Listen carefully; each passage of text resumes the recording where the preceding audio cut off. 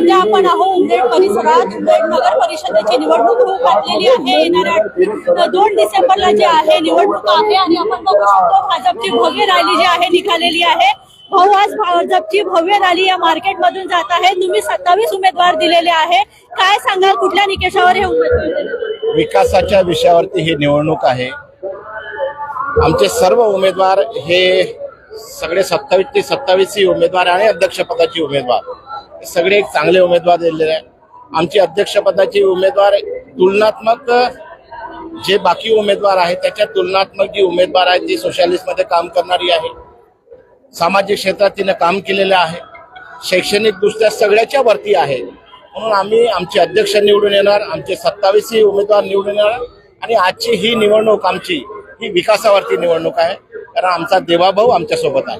भाऊ, कुठे ना कुठे तुमच्या प्रतिष्ठेचा प्रश्न आहे. तुमच्या प्रतिष्ठेवर कुठेतरी गालबोट लागणार नाही असं वाटतं का? ही भारतीय जनता पार्टीच्या कार्यकर्त्याची निवडणूक आहे आणि कार्यकर्ता सज्ज आहे.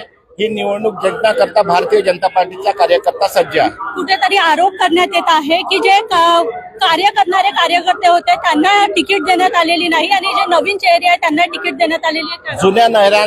जुन्या आणि नवीन चेहऱ्याचा सगळे समावेश आहे. एखादा कार्यकर्ता दुखावला असेल पण तो आमच्या पक्षाचा कार्यकर्ता आहे. आम्हाला त्याच्यासोबत काही देणं घेणं नाही. शेवटी नवीन आणि जुन्याचा संगनमत करूनच उमेदवारी दिलेल्या आहे.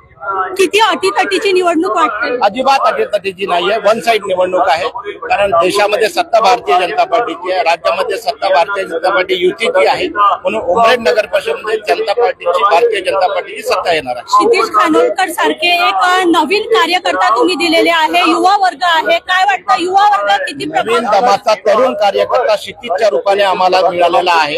चांगली निवडणूक लढत आहोत. काय वाटतं किती दावेदार निवडून येतील? 20+. 20+. नक्कीच. तर आपल्यासोबत होते राजूभाऊ पारवे.